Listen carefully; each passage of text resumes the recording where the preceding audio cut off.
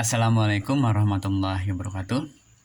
Jumpa lagi di channel Abu Ismail. Kali ini ada handphone Vivo ya. Vivo berapa ya ini?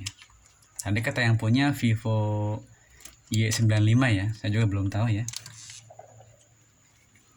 Ntar kita buka dulu untuk softcase-nya.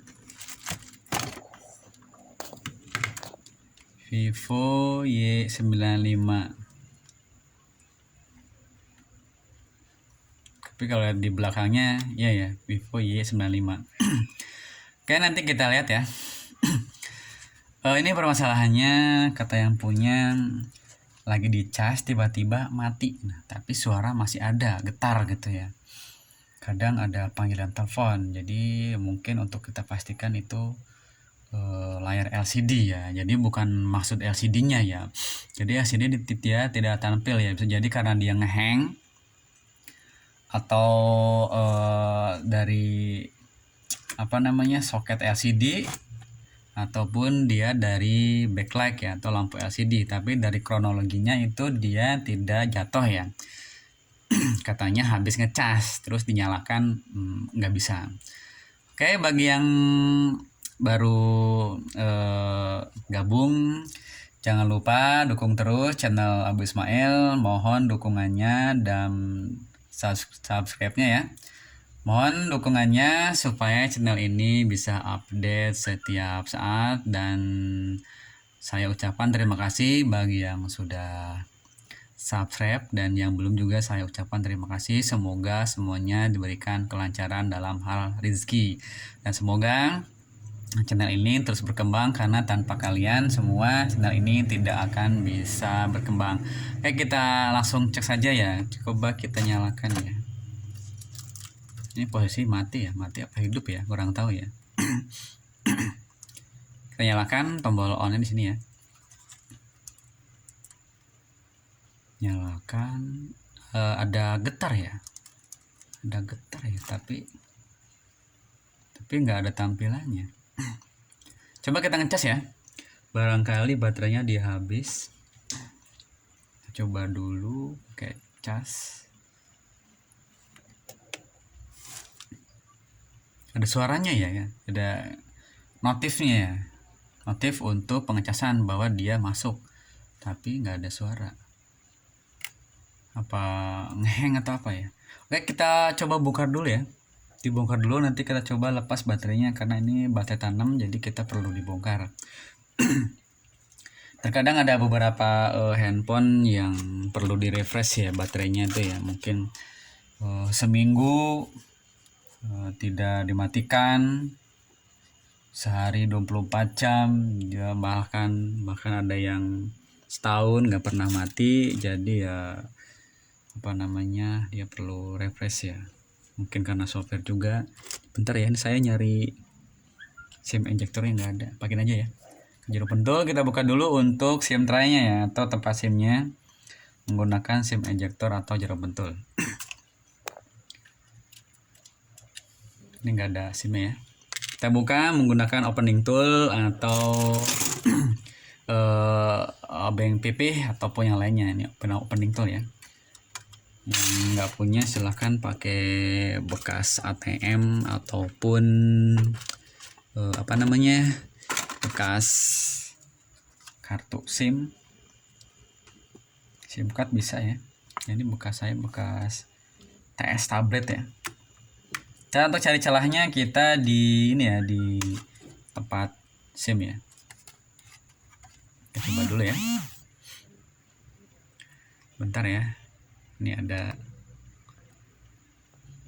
aplikasi ada WA masuk. Maaf. Pakai handphone ya. Rekamnya. Oke, kita coba dulu bongkar. Yang punya kuku silahkan pakai kuku. Dan saya nggak punya kuku, jadi ya kayak alat bantu ya. Kita cari celah, terserah celah di mana ya. Jangan lupa tuh hati-hati, karena khawatirnya kita tuh nyala sendiri ya. Berarti mungkin layarnya respon ya, tapi mati. Hati-hati, di sini ada fleksibel untuk on off dan volume. Ada juga nanti fleksibel untuk fingerprint belakang. Hati-hati ya. Oh, agak slow ya, maaf ya. nyala ini ya, nggak bisa dimatikan. Bisa ya. Ini untuk penyerupin, hati-hati ya. Nah, hati bukannya, maaf Cilo, tutupin dulu. Nah, ini ada penyerupin, hati-hati ya. Kita buka dulu untuk baut-bautnya menggunakan obeng plus ya. Kita simpan baut-bautnya, diamankan. Yang punya magnet silahkan pakai magnet baut-bautnya supaya tidak gentayangan, karena terkadang baut-bautnya gentayangan, bingung cari-cari kemana, akhirnya nggak dibaudin. Mungkin kalau teknisi mungkin bisa nyari-nyari ya, karena baut banyak, tapi kalau kita yang nggak punya juga bingung. Kita lepas dulu untuk baterai. Pertama kali ingat, untuk eksekusi apapun kita lepas baterai dulu untuk menghindari hal-hal yang tidak diinginkan. Oke, kita lepas dulu untuk baterainya. Udah ya, lepas. Kita lepas dulu penyerbirnya aja biar tidak mengganggu, atau backdoornya. Hati-hati, ini ada apa namanya, baut. Oke, kita tunggu beberapa saat. Usah lama-lama ya. Kita coba pasang lagi. Apakah cara ini bisa berhasil? Bismillah. Kalaupun tidak, nanti kita ke tahap berikutnya. Ini sambil ditekan ya. Nah, ini jangan terlalu kencang, nanti kena LCD. Tekan karena dia bautnya udah dilepas ya. Nanti untuk soket apa, konektor on off-nya nggak connect ya. Kita tekan. Bismillah. Nah, ada getar ya. Trut. Wah, tapi tidak membuahkan hasil ya. Untuk LCD dia masih bening ya. LCD masih bening dan kronologinya tidak jatuh ya. Tapi tidak ada gambar. Oke, langkah kedua kita coba matikan lagi, lalu kita center. Kita center menggunakan center. Nih saya ada lampu ya. Lampu belajar buat servis. Kita center, apakah ada bayangan? Jikalau ada bayangan, berarti itu permasalahannya di backlight atau lampu LCD. Entah itu LCD-nya yang bermasalah, atau jalur-jalurnya, atau soketnya. Jadi kita lakukan cek ya, pengecekan ya, satu persatu ya. Oke, pasang lagi ya. Kita pasang lagi untuk konektor baterainya. Kita nyalakan lagi. Bismillah. Nah, getar ya. Lalu kita coba di kerawang ya, di center, apakah ada bayangan? Nggak ada bayangan, nggak kelihatan nih, ntar ya. Biasanya ada logo Vivo gitu ya. Yang punya laptop bisa dicek di laptop ya, karena biasanya untuk ngecek drivernya itu loh. Kalau drivernya kebaca berarti dia untuk handphonenya bisa nyala ya. Ini nggak ada bayangan. Oke, kita matikan dulu. Kita coba lepas baterai dulu, lalu kita coba lepas untuk konektor LCD sini ya. Jadi walaupun kronologinya katanya habis dicas, jadi ya kurang tahu ya. Kita coba aja dulu untuk bersihkan konektor LCD, karena saya pernah ngomong itu usernya kadang dia nggak mudeng. Ya katanya habis ini, ternyata habis ngecas dia ada air hujan. Terus air hujannya ya dia masuk ke, mungkin bocor ya, ke handphonenya. Mungkin dia juga tanpa sepengetahuan dia ya. Jadi begitu dinyalakan ternyata handphonenya ngeblank, jadi basah ya gitu ya. Kita coba bersihkan dulu, bisa pakai minyak kayu putih ataupun yang lainnya ya. Silahkan pakai WD bisa. Ini saya apa ini, beli di toko mereknya ini buat screen cleaner. Jadi nggak apa-apa lah, saya coba aja. Sebenarnya kayu putih ya, apa kayu putih aja dulu ya, bentar ya, saya ngambil kayu putih dulu. Pakai tender silahkan bisa. Tapi agak bau ya, bentar ya, saya cari kayu putih dulu.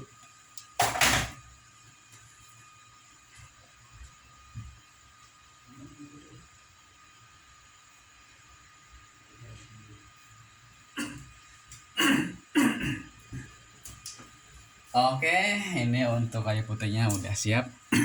Maaf ya, ini kalau saya sih pakai ini terus ya, untuk penghilang karat lumayan ya. Kita pakai cotton bud kayak atau kulit kuping, silahkan. Yang pakai tisu ya nggak apa-apa. nggak usah banyak-banyak ya, cukup saja. Kita coba perbaikin untuk konektor LCD-nya, karena dilihat tidak ada karatan ya, tidak ada pola patah. Tapi namanya kita berusaha ya, namanya kita mencoba ya, kita lakukan step demi step. Jadi jangan langsung ke LCD, apalagi langsung bongkar-bongkar mesin sampai di blower akhirnya salah eksekusi, kita jadi bingung ya. Oke, ini udah dibersihkan, kita coba. Jangan lupa untuk konektor baterai dilepas dulu ya. Nah, untuk pemasangan dipasang dulu konektor LCD, kebalik ya, baru konektor baterai. Kalau tadi baterai dulu dilepas baru LCD. Kalau masang dulu LCD baru baterai. Jadi jangan sampai kebalik ya. Oke, kita nyalakan lagi ya. Bismillah. Ya, namanya usaha, mudah-mudahan ada rezeki. Wah, ternyata masih gagal ya. Ternyata memang gagal dan tidak ada respon. Masih mati ya. Dan ini handphonenya sepertinya masih keadaan nyala ya. Kita cek untuk mesin-mesinnya apakah ada tanda-tanda air atau yang lainnya, karena tanya user juga habis ngecas, khawatirnya dia nggak tahu kena air gitu ya. Kita lihat untuk konektornya, mesinnya ini nggak ada ya,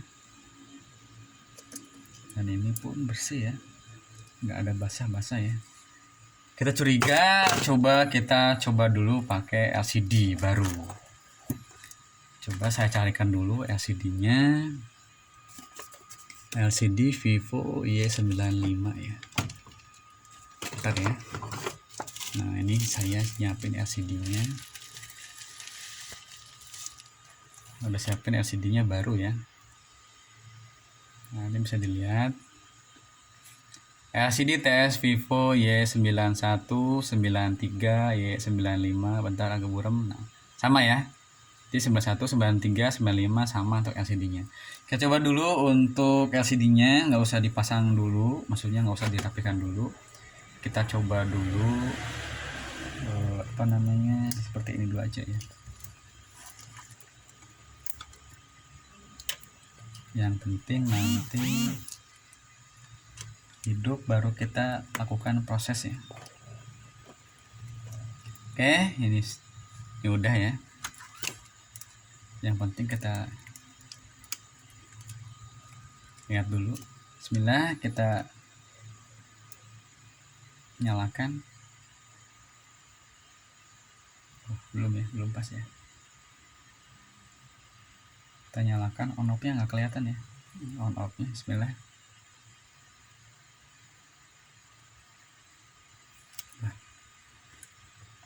On off-nya agak sulit ya. On off-nya mana? Nah, ini.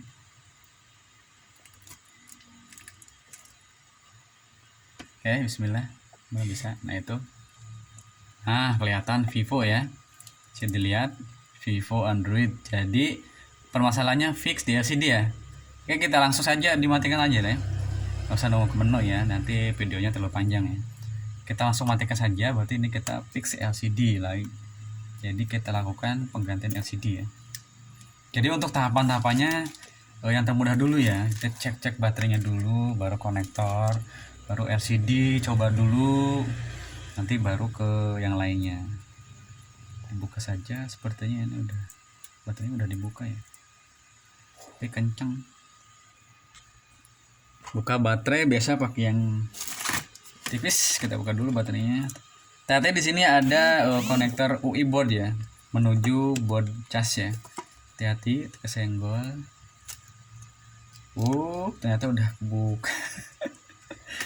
Mungkin udah pernah kebuka ya. Saya dulu juga pernah LCD ternyata udah kebuka. Jangan-jangan juga ini LCD udah kebuka ya. Udah kebuka ternyata. Masya Allah. Saya pernah udah nyiapin blower ya, udah di blower, ternyata LCD-nya copot. Nah, ya gini ya. Tapi LCD bagus ya. Tapi ini, nah ini bisa dilihat LCD kayak bekas-bekas air ya. Nih, kayak karatan. Entah kenapa ya, kurang tahu ya. Nah ini LCD karatan.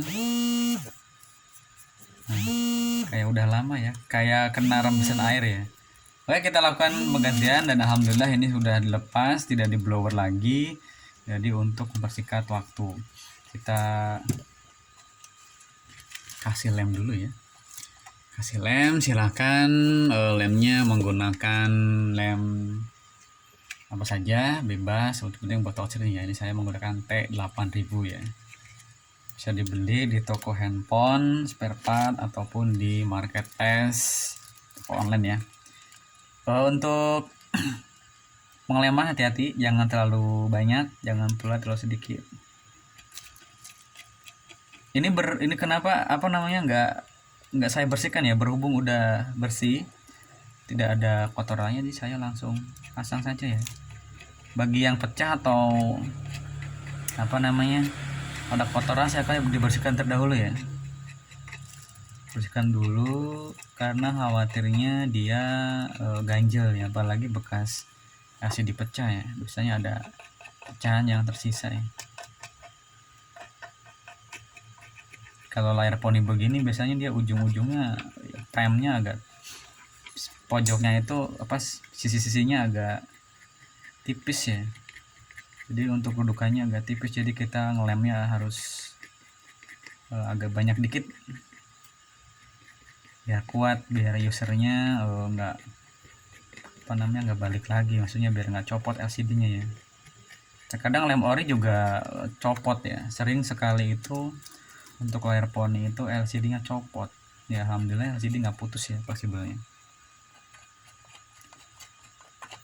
Oke, cara ini insya Allah gampang ya, bisa dilakukan di rumah, dan ini tanpa menggunakan apa namanya solder dan blower. Bagi yang LCD-nya tidak bisa kebuka, nanti bisa cek di video saya bagaimana caranya membuka LCD tanpa blower. Apalagi LCD udah pecah, nanti apa namanya pecah juga nggak apa-apa ya.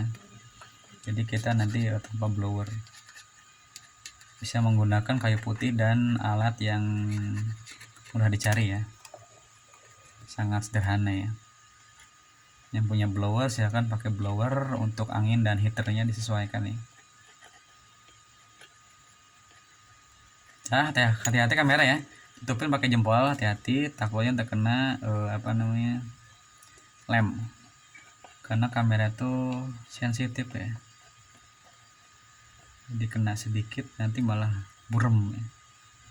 Oke, udah, kamera nggak usah di lem, pojok-pojokannya lewat saja.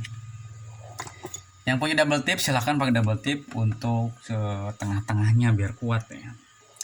Oke, ini udah selesai. Tutupnya mana tadi, lupa saya ya.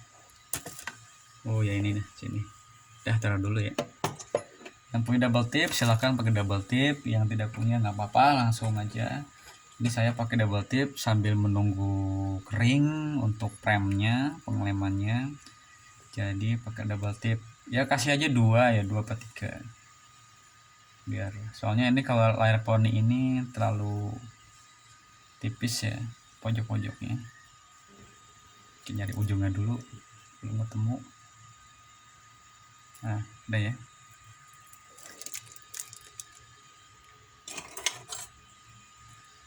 Kita kasih 2 per 3 ya.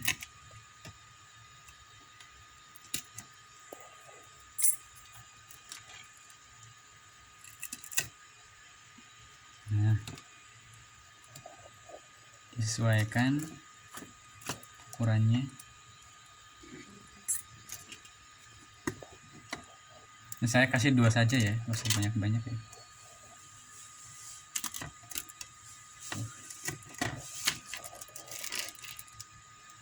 Sambil menunggu.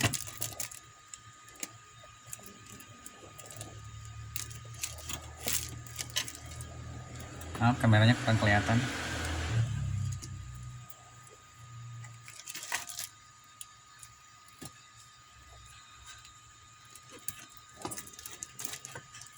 Udah, kita buka.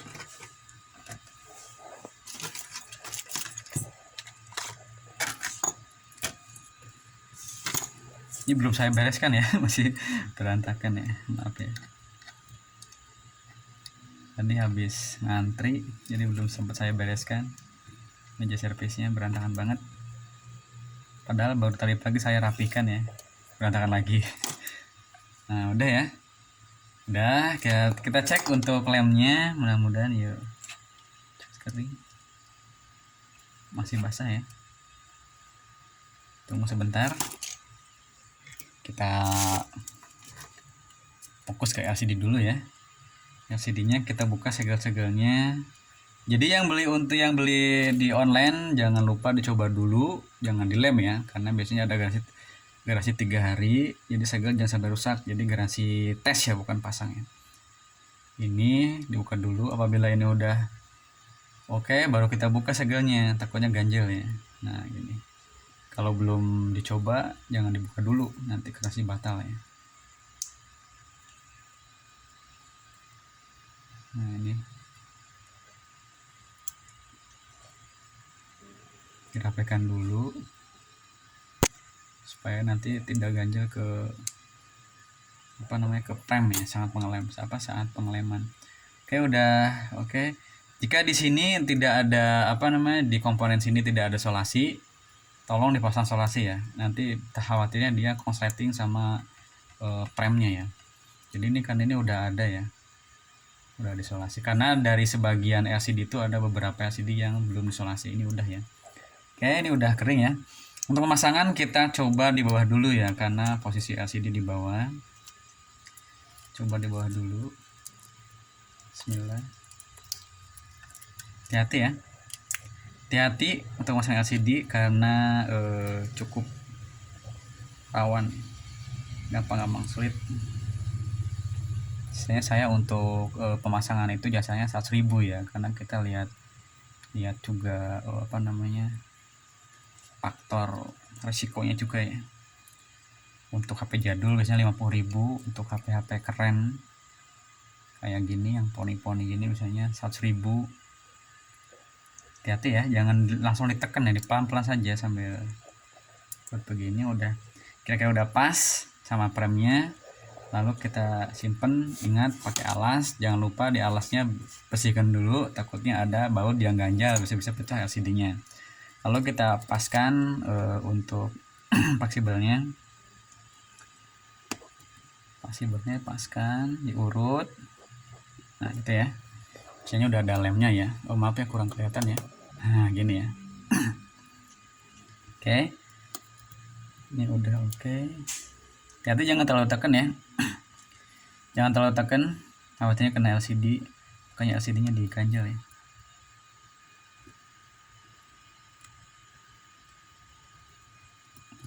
Udah, baru kita kasih baterai. Dan untuk baterai ini sepertinya udah dibongkar, jadi kita kasih double tip lagi. Jangan pakai lem ya, nanti untuk eksekusi bongkar-bongkar sulit ya. Pakai double tip saja. Double tipnya kok agak berudul. Bentar ya, kita potong dulu double tipnya, lengket-lengket. Kita kasih 2/3 untuk double tipnya ke baterainya.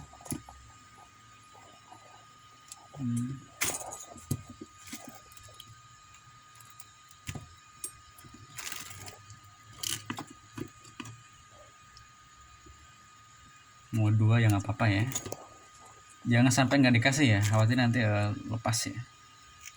Saya juga sih nggak pakai double tip, pakai solasi kertas ya yang kuat ya. Saya aja nanti untuk taruh di atas solasinya, kalau di bawah nggak bisa ya. Oke, coba dulu.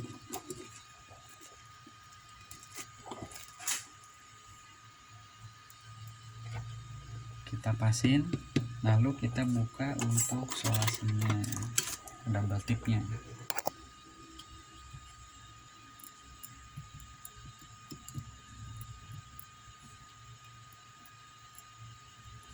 Agak ganjel.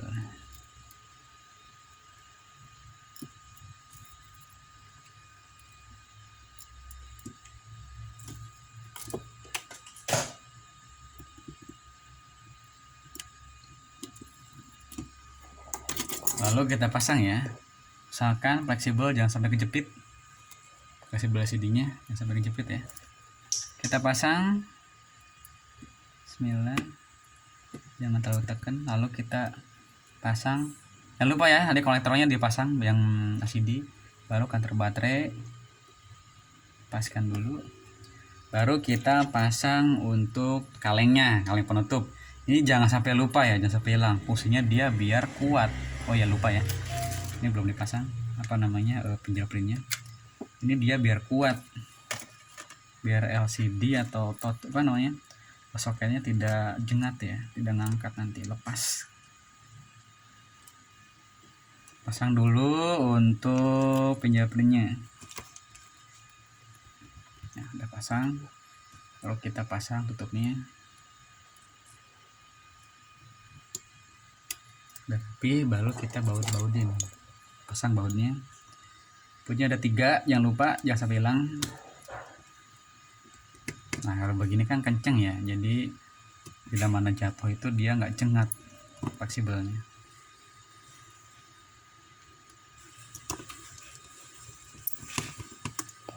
Lalu kita pasang, hati-hati. Nah, di sini tahap yang mengerikan, ngeri-ngeri sedap ya.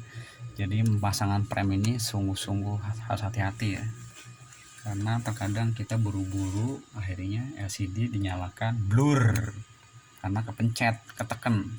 Hati-hati, atas dulu. Nah, dulu untuk tekan biasa ujung prem ya, jangan di tengah ya, di sini ya.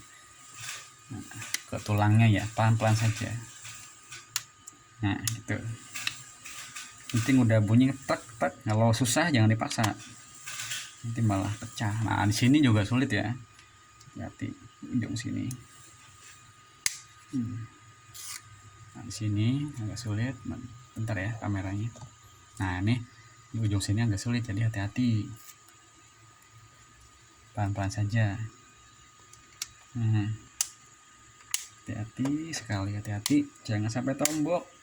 Wah lumayan ya LCD-nya harganya. Oke, kita cek dari bawah, pinggir, atas, takutnya masih ada yang mengap. Kita pelan-pelan, kalau susah jangan dipaksa ya, diulangi lagi, dibuka dulu semua, jangan ditekan. Ini udah semua ya. Baru kita pasang untuk SIM tray-nya, jangan lupa.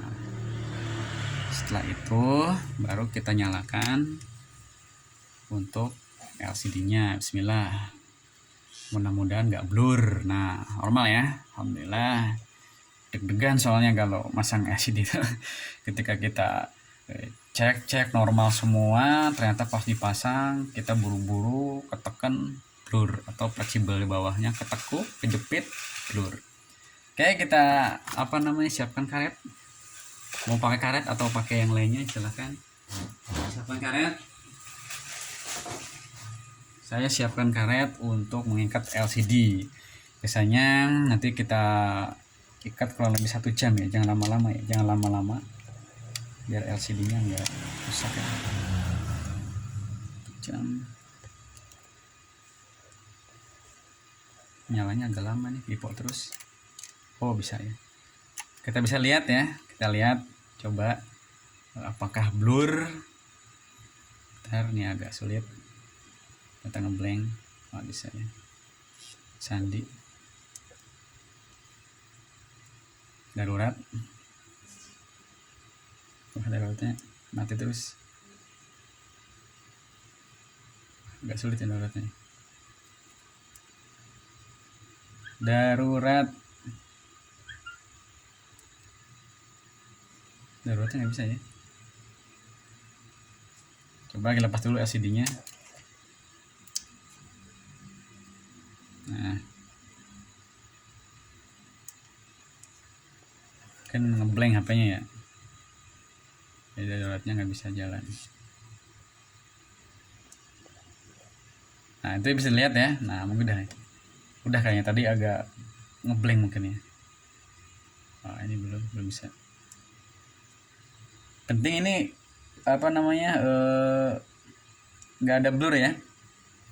Nanti untuk daruratnya nanti kita cek lagi. Ini kok agak sulit. Oke, kita coba pasang dulu aja ya. Oke, khawatirnya videonya kelamaan. liatin dulu. Oke, ngeblank ya, jadi dauratnya agak sulit tadi soalnya saya udah nyobain LCD normal semua, tidak ada masalah.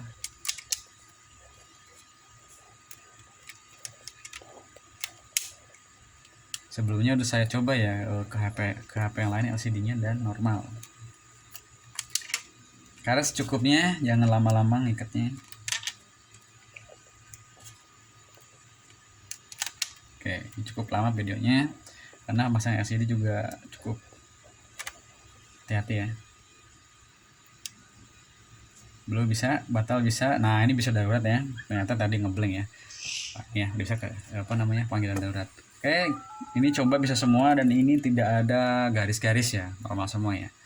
Oke, sekian dulu untuk video kali ini. Semoga bermanfaat dan semoga bisa dipraktekkan di rumah masing-masing. Ini berhubung udah kelamaan, kita akhiri saja ya. Oke, sekian dulu. Assalamualaikum warahmatullahi wabarakatuh.